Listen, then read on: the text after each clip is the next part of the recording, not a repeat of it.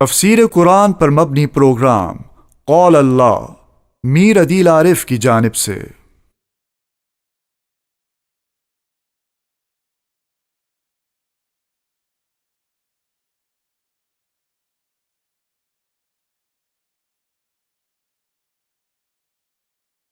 الحمد لله نحمده ونستعينه ونستغفره ونؤمن به ونتوكل عليه ونعوذ بالله من شرور أنفسنا ومن سيئات أعمالنا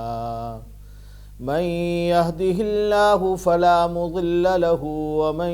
يضلله فلا هادي له وأشهد أن لا إله إلا الله وحده لا شريك له وأشهد أن محمدا عبده ورسوله صلى الله تعالى عليه وعلى آله وأصحابه وبارك وسلم تسليما كثيرا أما بعد فأعوذ بالله من الشيطان الرجيم بسم الله الرحمن الرحيم هو الذي خلقكم من نفس واحدة وجعل منها زوجها ليسكن إليها فلما تغشاها حملت حملا خفيفا فمرت به فلما أثقلت دعوا الله ربهما لئن آتيتنا صالحا لنكونن من الشاكرين فلما آتاهما صالحا جعلا له شركاء فيما آتاهما فتعالى الله عما يشركون أيشركون ما لا يخلق شيئا وهم يخلقون ولا يستطيعون لهم نصرا ولا أنفسهم ينصرون وإن تدعوهم إلى الهدى لا يتبعوكم سواء عليكم أدعوتموهم أم أنتم صامتون۔ برادران محترم، میرے عزیز سامعین، خواتین و حضرات، یہ سورہ اعراف کا آخری رکوع ہے۔ اس سے پہلے سورہ اعراف کے تمام رکوع کو بیان کیا جا چکا ہے،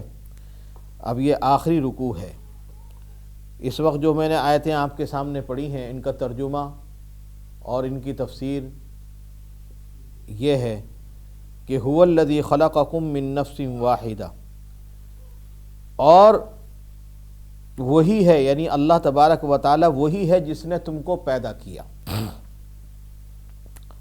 اور وہ پیدا کیا ایک جان سے کیا، من نفس واحدہ، ایک جان سے، وجعل منها زوجہا، اور اسی سے تمہاری بیوی کو بھی پیدا کیا، لیسکن الیہا، تاکہ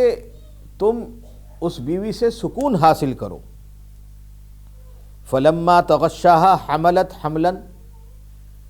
اور جب تم نے اپنی بیوی پر پردہ کیا اور اس کو ایک خفیف سا حمل ہوا، فمرت بھی، اور وہ اس کو لے کے چلتی رہی، فلما اثقلت، اور جب وہ بھاری ہو گیا، دعوا اللہ ربہما، تو میاں بیوی دونوں نے مل کے اللہ تعالیٰ سے دعا کی، اے رب ہمارے، لئن آتیتنا صالحا، کہ اگر آپ ہمیں نیک اولاد عطا فرما دیں، لنکونن من الشاکرین، تو البتہ ہم ضرور بضرور شکر کرنے والوں میں سے ہوں گے۔ فلما آتاہما صالحا، پھر جب اللہ تبارک و تعالیٰ نے ان کو صلاحیت والا اور بہترین چنگا بھلا لڑکا عطا فرمایا، اولاد عطا فرمائی، تو بجائے اس کے کہ اللہ کا شکر ادا کرتے، شکر ادا کرنے کے بجائے اللہ تبارک و تعالیٰ کے ساتھ شرک کرنے لگے، اور اس بچے کو لے کر اللہ تبارک و تعالیٰ کے ساتھ شرک کرنے لگے۔ فتعال اللہ عما یشرکون، تو اللہ تبارک و تعالی بلند تر ہے ان لوگوں کو شریک جو بتاتے ہیں ان سے، اللہ تبارک و تعالی بلند تر ہے، یعنی ان کے شریک بنانے سے کوئی فائدہ نہیں ہوگا۔ ایشرکون ما لا یخلق شیئا، کیا یہ ایسے لوگوں کو شریک بناتے ہیں کہ جو کچھ پیدا بھی نہیں کر سکتے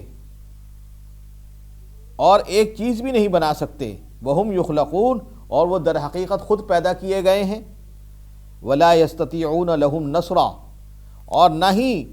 کسی کی مدد کر سکتے ہیں، ولا انفسہم، اور نہ ہی اپنے آپ کی مدد کر سکتے ہیں، وَإِن تَدْعُوهُمْ إِلَى الْهُدَىٰ، اور اگر تم ان کو پکارو راستے کی جانب، سیدھے راستے کی جانب، تو تمہاری پکار پہ وہ چل بھی نہیں سکتے، لا يتبعوکم، تمہاری پکار پہ وہ چل بھی نہیں سکتے، سواء علیکم ادعوتموہم، برابر ہے کہ تم ان کو پکارو، اور یہ بھی برابر ہے کہ تم چپ کے رہو، خاموش رہو۔ یہ ہے ان آیات کا ترجمہ جو کہ میں نے ابھی آپ کے سامنے کیا ہے۔ محترم سامعین، ان آیات میں جو سب سے پہلی آیت ہے اس میں اللہ تبارک و تعالی نے توحید کو بیان کیا ہے، اور یہ بتایا ہے کہ دیکھو ہم نے انسان کو جو پیدا کیا اور اس کے ساتھ اس کی بیوی کو پیدا کیا، وہ اس لیے پیدا کیا تاکہ کہ سکون حاصل کرے۔ بیوی جو ہوتی ہے وہ مرد کے لیے اور مرد بیوی کے لیے سکون کا ذریعہ ہوتی ہے۔ جب شادی ہو جاتی ہے، شادی ہو جانا اس بات کی علامت ہوتی ہے کہ اب یہ ایک دوسرے کے لیے سکون کا ذریعہ بنے۔ یہی قرآن کریم کہہ رہا ہے لیسکن الیہا، تاکہ ان دونوں کو ایک دوسرے کے ساتھ آرام ہو۔ شوہر بیوی کے لیے وہ کام کرے جو کہ شریعت میں بیوی کے لیے کرنے چاہیے، ان کی پوری پابندی کرے اور ان کی پوری تابعداری کرے، یعنی بیوی کا نان نفقہ ہے، بیوی کی عزت ہے، اور بیوی کے ساتھ حسن سلوک ہے، یہ سب مرد کو چاہیے کہ کرے، شوہر کو چاہیے کہ کرے، اور بیوی کو یہ چاہیے کہ اس کی خدمت کرے، اس کے بچوں کی خدمت کرے، اور اس کے ساتھ کوئی ایسا کام نہ کرے جس کی وجہ سے شوہر کو غصہ آئے یا اس کو برا لگے۔ یہ بیوی کے اوپر حقوق ہیں شوہر کے۔ تو بات یہ ہے کہ یہ نہیں ہو سکتا کہ آرام ایک ہی پہنچائے اور دوسرا اپنے ٹھر پہ چلتا رہے اور اپنی ضد کے اوپر، اپنی اڑ کے اوپر چلتا رہے۔ تو ایسے تو کبھی بھی میاں بیوی کا رشتہ بنتا نہیں۔ آج کل جو طلاقوں کی بھرمار ہے وہ اس کی وجہ یہی ہے کہ اصل چیز جو ہے حقیقت وہ ہم دیکھتے نہیں۔ جب خطبہ پڑھا جاتا ہے تو خطبے کے اندر خطبے کے اندر یہ نہیں کہا جاتا کہ نکاح کرو، بلکہ خطبے کے اندر یہ کہا جا رہا ہے کہ تقوی اختیار کرو، تقوی اختیار کرو، یا ایھا الذین آمنوا اتقوا اللہ حق تقاتہ۔ خطبے کے اندر آیت پڑھی جاتی ہے یا ایھا الذین آمنوا اتقوا اللہ حق تقاتہ، اے میاں بیوی اور اے لوگوں جو تم آپس میں ایک دوسرے کے ساتھ بند رہے ہو اور تمہارا معاہدہ کیا جا رہا ہے، ایجاب و قبول کیا جا رہا ہے، ایجاب و قبول ہو رہا ہے، ایسا تقوی اختیار کرو جو کہ جیسا کہ تقوی کرنے کا حق ہے۔ اور اگر یہ نہیں کرو گے تو آپس میں گڑبڑ ہوگی اور طلاقیں ہوں گی، اختلافات پیدا ہوں گے، تشنگی ہوگی، درشتگی ہوگی۔ تو سب سے پہلی بات تو یہاں پہ قرآن کریم نے یہ فرمائی کہ شادی در حقیقت اور نکاح جو ہوتا ہے وہ سکون حاصل کرنے کے لیے ہوتا ہے۔ فلما تغشاہا، اور جب عورت کو حمل ہو جائے، عورت کو حمل ہو جائے تو اس وقت اللہ تبارک و تعالیٰ کی جانب سے کتنے بڑے شکر کی بات ہے، کتنے بڑے انعام کی بات ہے کہ عورت کو فوراً ہی بوجھ نہیں ہوتا، بلکہ کافی دن تک تو عورت بغیر بوجھ کے آرام سے چلتی پھرتی رہتی ہے اور کھاتی پیتی رہتی ہے، اور جب کافی عرصہ گزر جاتا ہے اس کے بعد پھر بوجھ ہوتا ہے۔ یہ قرآن کریم کہہ رہا ہے کہ حملت حملا خفیفا، جب حمل ٹھہرتا ہے عورت کو تو شروع میں تو کئی دن تک اللہ تبارک و تعالیٰ اس کے ساتھ یہ معاملہ کرتے ہیں انعام کا کہ اس کو پتہ بھی نہیں چلتا عورت کو، اور جب وہ اس کو پتہ چلتا ہے اور میاں بیوی کو معلوم ہو جاتا ہے کہ اب ہم کو ہمارے پاس اولاد آنے والی ہے، چاہے لڑکا ہو چاہے لڑکی ہو، تو پھر وہ اللہ تعالیٰ سے دعا کرتے ہیں، بزرگوں کے پاس جاتے ہیں، دعائیں کرواتے ہیں، تعویذات لیتے ہیں اور ان سے کہتے ہیں کہ آپ دعا کریں ہمارے لیے کہ اللہ تعالیٰ جو ہم کو اولاد دے وہ نیک ہو، صالح ہو، اور خود بھی دعائیں کرتے ہیں۔ خود قرآن کریم خود دعائیں بتلا رہا ہے، کیا کہہ رہا ہے؟ لئن آتیتنا صالحا، اے اللہ اگر آپ ہمیں صالح اولاد دیں گے، نیک اولاد دیں گے، لنکونن من الشاکرین، تو ہم شکر کرنے والوں میں سے ہوں گے، شکر کریں گے۔ اور در حقیقت اللہ تعالیٰ کو تو یہی چاہیے، شکر چاہیے کہ بندہ اللہ تعالیٰ کا شکر ادا کرے کہ اللہ تعالیٰ نے اس کو اولاد دی۔ تو لیکن ہوتا کیا ہے اس کے بعد؟ اب قرآن کریم یہ بھی بتلا رہا ہے کہ ہوتا کیا ہے۔ ہوتا یہ ہے کہ جب اللہ تبارک و تعالیٰ اولاد دیتے ہیں، جب اللہ تبارک و تعالیٰ اولاد ہو جاتی ہے، اولاد عطا فرماتے ہیں، تو بجائے اس کے کہ اللہ کا شکر ادا کریں، بھول جاتے ہیں، ساری باتیں بھول جاتے ہیں کہ ہم نے اللہ تعالیٰ سے مانگا تھا اور اللہ تعالیٰ سے کتنا اللہ تعالیٰ سے فریاد کی تھی کہ یا اللہ ہمیں اولاد دے دے، اولاد دے دے، اولاد دے دے، اللہ نے دے دی۔ تو اب ہم کو یہ چاہیے کہ اللہ تعالیٰ کا شکر ادا کریں، اللہ کی عبادت کریں، اللہ کا ذکر کریں، شکرانے کی نفلیں پڑھیں۔ لیکن ہوتا یہ ہے کہ مرد کیا کرتا ہے، عورت کیا کرتی ہے، وہ اللہ تبارک و تعالیٰ کے ساتھ بجائے اس کا حق ادا کرنے کے شرک کرنے لگ جاتے ہیں، اور اس بچے کو لے کے بزرگوں کے پاس جاتے ہیں کہ جی آپ کی دعا سے ہوا۔ ارے اللہ نے دیا، یہ بزرگ نے تھوڑی دیا بچہ، یہ یا بزرگ نے تو کوئی ایسی چیز تھوڑی عطا کی تھی کہ آپ کو یہ اولاد ہوتی۔ بزرگ نے زیادہ یہ کیا کہ آپ کے لیے دعا کی۔ اس کا مطلب یہ نہیں ہے کہ اللہ کا شکر تو ادا نہیں کرتے، بزرگوں کے پاس پہنچ رہے، ان کو نظر و نیاز دے رہے، ان کو تحفے دے رہے، اور ان کے ساتھ جا کے یہ کہہ رہے ان کو جا کے کہ جی آپ ہی نے بچہ دیا، آپ ہی کی وجہ سے یہ بچہ ہوا۔ تو اللہ تبارک و تعالیٰ اس سے ناراض ہوتے ہیں۔ اللہ تبارک و تعالیٰ کو یہ بات پسند نہیں آتی کہ آدمی کو جب اللہ تبارک و تعالیٰ اولاد دے رہے ہیں تو بجائے اللہ تعالیٰ کا شکر ادا کرنے کے بزرگوں کے پاس جائے اور ان کے پاس جا کے ان سے نظر و نیاز کرے اور ان کو جا کے ان کے چوما چاٹی کرے۔ تو قرآن کریم نے یہاں پہ یہی بات بیان کی کہ یہ غلط بات ہے، لوگوں کو چاہیے کہ شرک سے بچیں، ہر معاملے میں شرک سے بچیں۔ ارے بھائی بزرگوں کے پاس جانے کو منع نہیں کیا جا رہا ہے، بزرگوں کے پاس جا کر ان سے نصیحت حاصل کرنے کو منع نہیں کیا جا رہا، لیکن منع اس بات کو کیا جا رہا کہ یہ اولاد اللہ تعالیٰ نے جو تم کو عطا فرمائی ہے یہ بزرگ نے نہیں دی، یہ تو اللہ نے دی ہے۔ بجائے اس کے کہ اللہ کا شکر ادا کرتے اس بزرگ کے پاس جا کر نظر و نیاز کرتے ہو اور ان کو جا کے اس کو تحفے تحائف دیتے ہو۔ ارے اللہ کو دو، صدقہ کرنا ہے تو اللہ کے لیے دو، اور اللہ تبارک و تعالیٰ ہی کے لیے جو خوشی کرنی ہے اللہ تعالیٰ کے لیے کرو، عقیقہ کرنا ہے تو اللہ تعالیٰ کے لیے کرو، اس کا گوشت کھلانا ہے تو اللہ تعالیٰ کے لیے کرو، یہ کیا کہ بزرگوں کے لیے کر رہا ہے۔ تو قرآن کریم نے اس کو منع فرمایا۔ اب آگے ارشاد فرمایا، ان الذين تدعون من دون الله عباد امثالكم فادعوهم فليستجيبوا لكم ان كنتم صادقين الهم ارجل يمشون بها ام لهم ايدي يبطشون بها ام لهم اعين يبصرون بها ام لهم آذان يسمعون بها قل ادعوا شركاءكم ثم كيدوني فلا تنظرون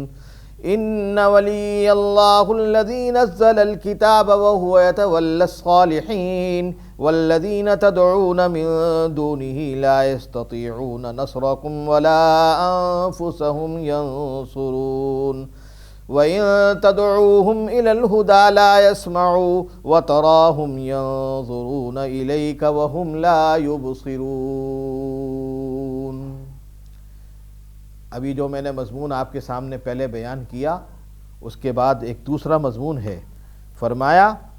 کہ بے شک وہ جن کو تم پکارتے ہو اللہ کے سوا، کیونکہ جس وقت قرآن کریم نازل ہوا تو قرآن کریم کے نزول کے وقت اکثر عرب لوگ کفار تھے اور بتوں کی عبادت کیا کرتے تھے،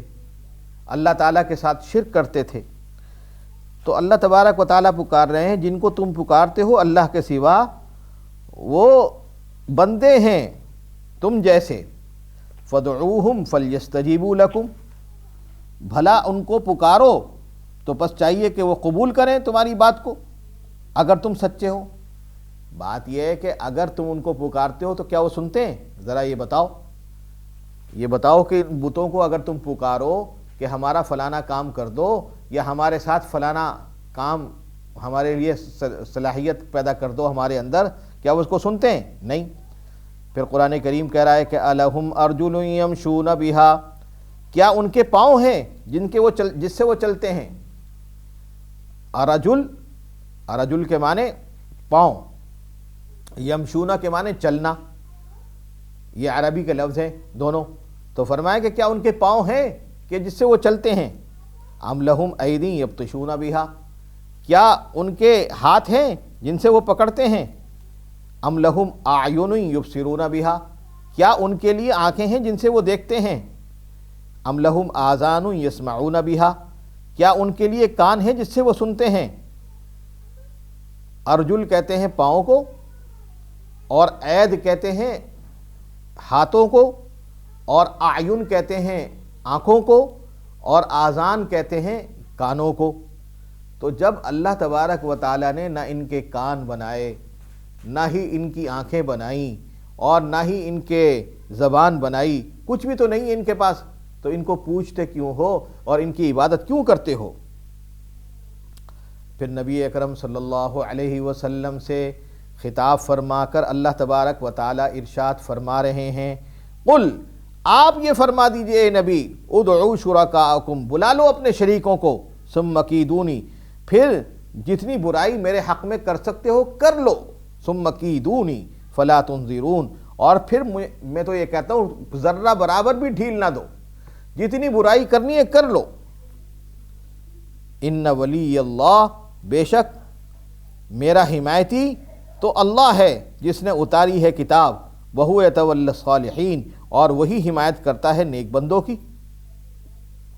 والذین تدعون من دونہ لا یستطیعون نصرکم، اور جن کو تم پکارتے ہو اللہ کے سوا،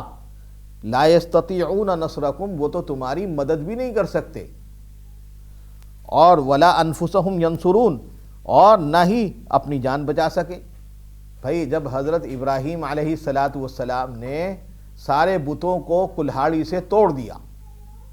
پیچھے قصہ آیا ہے حضرت ابراہیم علیہ السلام کا، اسی صورت کے اندر آیا ہے، جب ابراہیم علیہ السلام نے سارے بتوں کو توڑ دیا اور کلہاڑی کو لٹکا دیا ایک بڑے بت کے اوپر، تو اب ان بتوں کو چاہیے تھا نا کہ اپنی جان بچاتے۔ جس کو تم خدا کہتے ہو، جس بت کو تم خدا کہتے ہو، تو اور جس کو تم اپنا معبود مانتے ہو، جس کو تم یہ کہتے ہو کہ میرے لیے سب کچھ یہ کرتا ہے، ارے معاذ اللہ، اس کو چاہیے تھا اپنی جان تو بچاتا، تمہاری جان تو دور کی بات ہے، اپنی جان تو بچاتا، لیکن سب قتل کر دیے گئے، سب مار دیے گئے، سب توڑ دیے گئے، کچھ نہیں کر سکے، اپنا بچاؤ نہیں کر سکے۔ وَإِن تَدْعُوهُمْ إِلَى الْهُدَى لَا يَسْمَعُوا، اور اگر تم ان کو پکارو سیدھے راستے کی طرف تو پھر وہ نہیں سنتے۔ وَتَرَاهُمْ يَنظُرُونَ إِلَيْكَ وَهُمْ لَا يُبْصِرُونَ، اور تو دیکھتا ہے کہ ان کو کہ وہ تک رہے ہیں تیری طرف، وہ آپ کی طرف دیکھ رہے ہیں اور کچھ کر نہیں سکتے۔ ارے جتنے بھی بت ہیں، کیونکہ اس زمانے کی بات ہو رہی ہے، اب آپ یہ نہ سمجھو کہ جی مولوی صاحب تو بیان کر رہے ہیں آج کے زمانے میں، آج تو ہمیں کوئی بت نظر نہیں آتا۔ ارے یہاں پاکستان میں نظر نہیں آتا آپ کو کوئی بت، لیکن آپ ذرا دوسرے ممالک میں چلے جائیں، وہاں نظر آ جائیں گے آپ کو بت. ہندوستان چلے جائیں اور دوسرے ممالک چلے جائیں، وہاں پہ آپ کو بت نظر آ جائیں گے. تو وہ جو بت ہیں ان کو ذرا کبھی غور سے دیکھو، وہ کبھی کچھ کر سکتے ہیں؟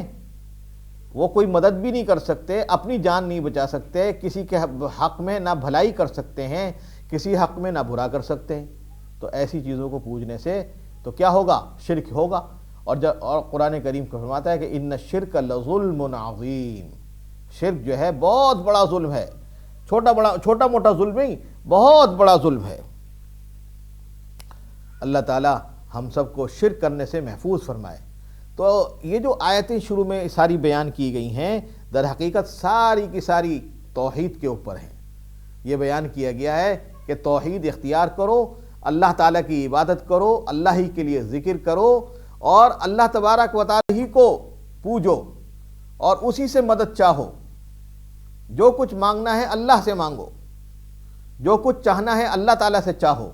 اور کسی آدمی سے نہ چاہو، اور کسی بت سے نہ چاہو، اور کسی بزرگ سے نہ چاہو.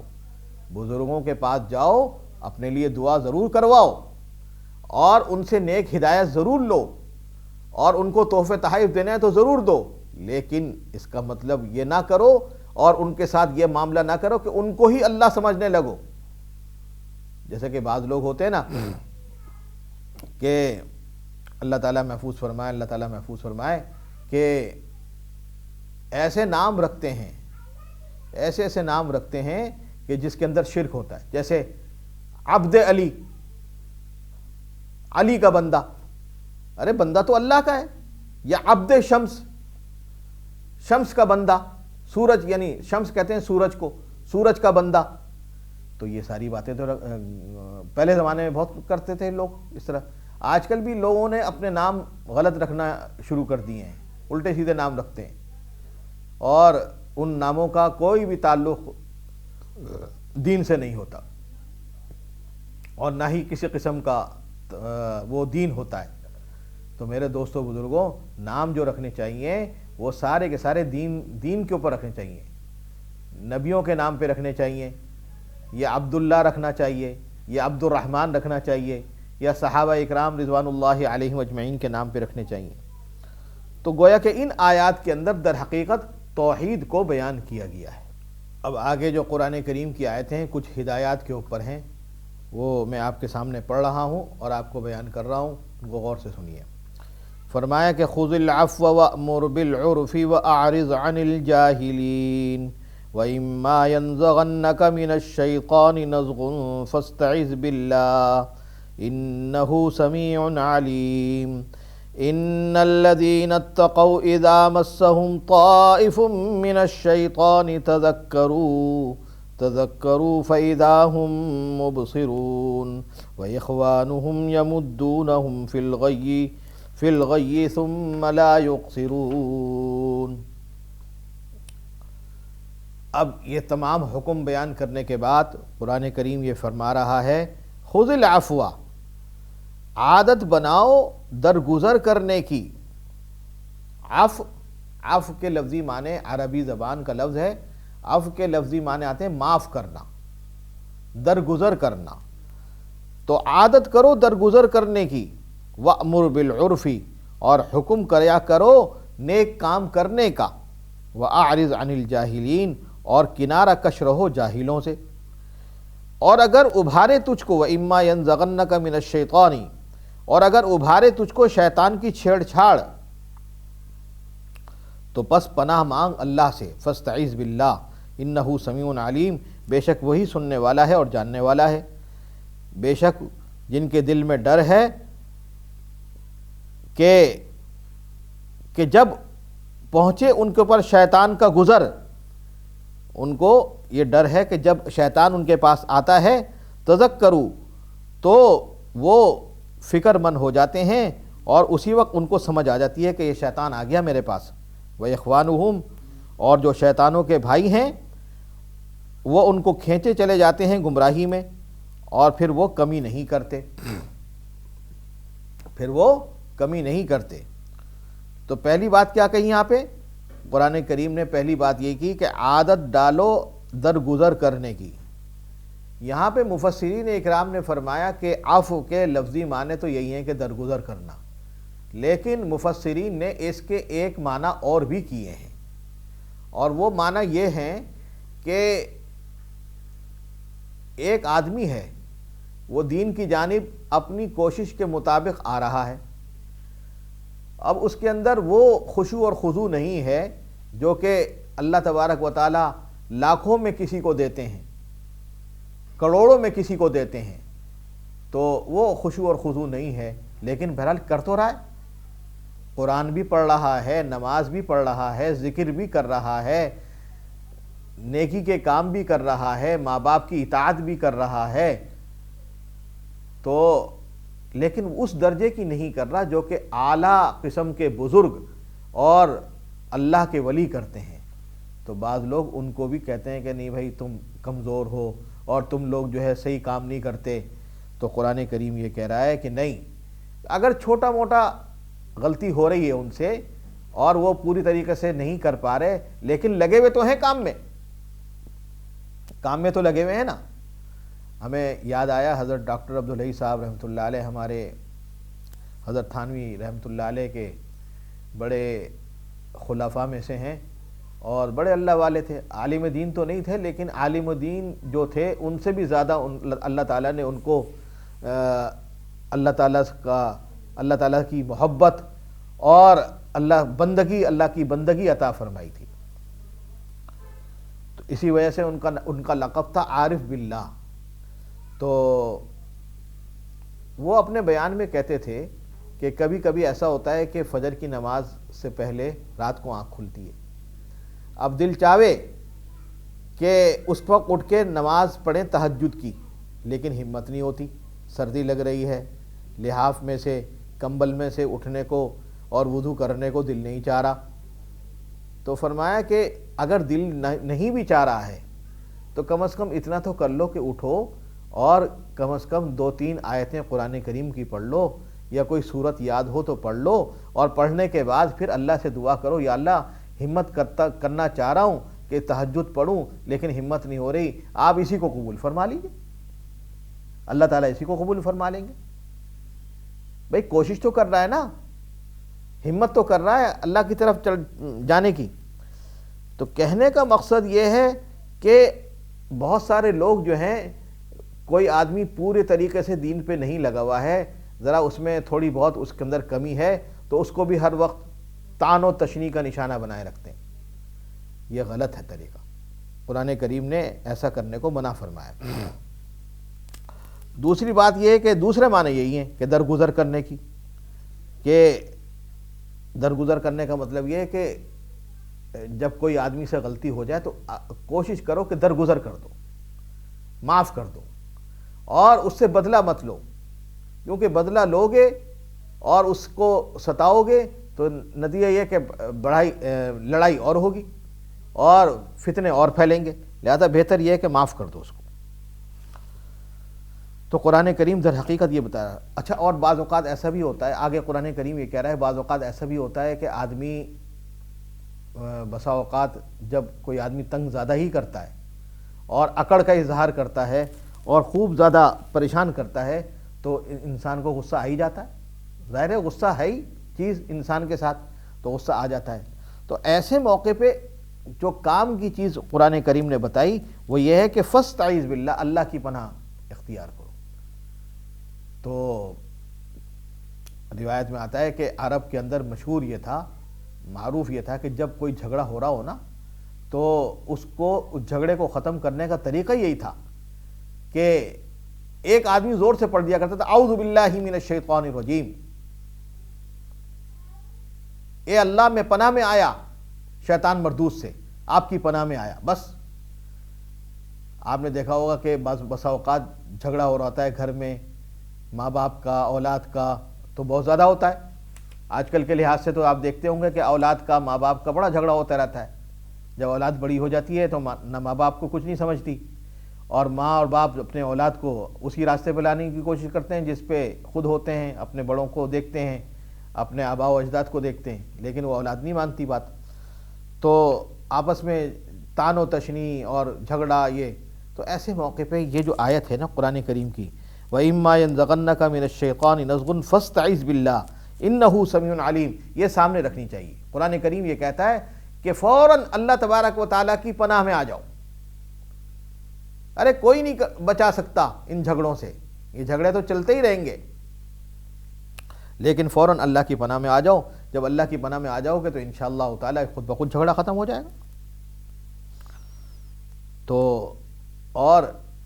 بات یہ ہے کہ جب کبھی بھی ایسا موقع آتا ہے تو عام طور پہ جو بزرگان دین ہوتے ہیں وہ فوراً کے فوراً اللہ کے ذکر میں لگ جاتے ہیں،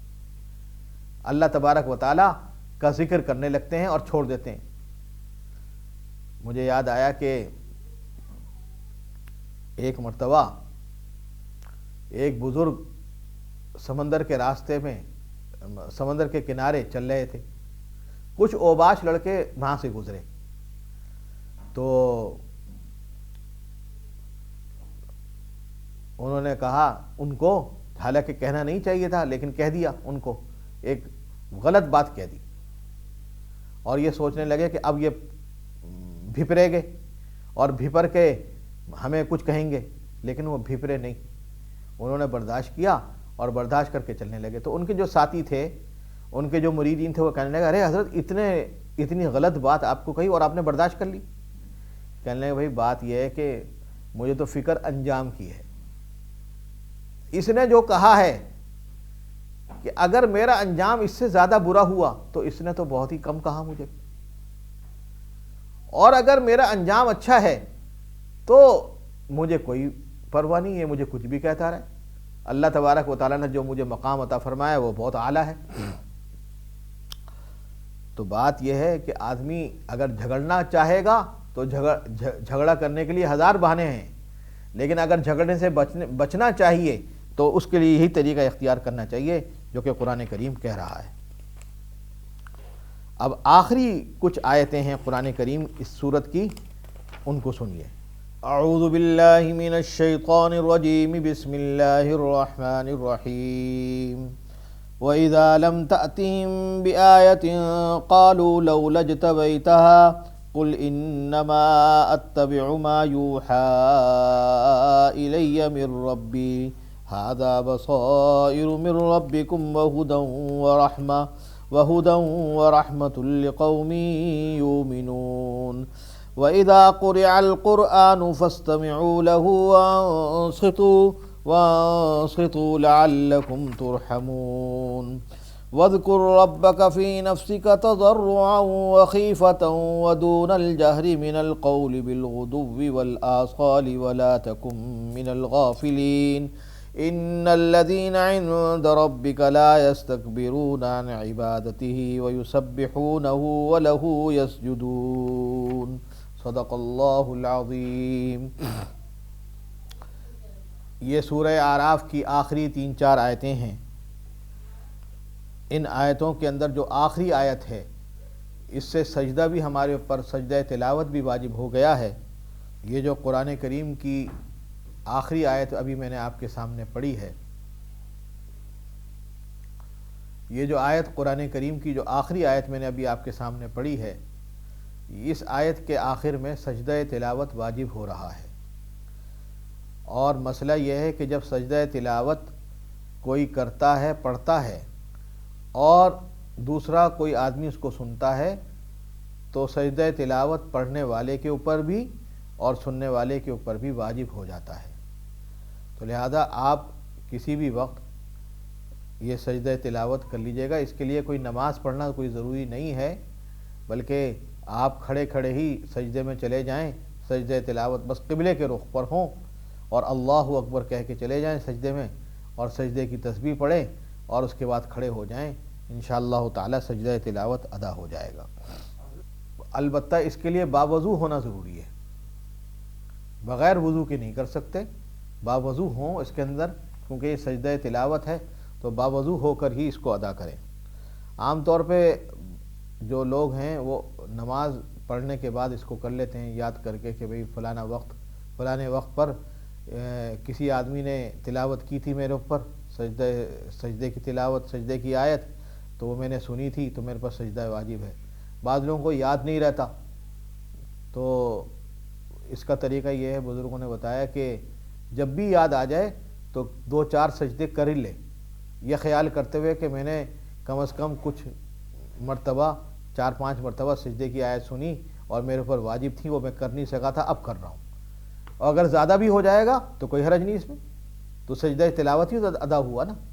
سجدہ ہی اللہ کو ادا ہوا، اور وہ سجدہ جو کیا اللہ کو کیا ہے، کسی اور کو تھوڑی کیا۔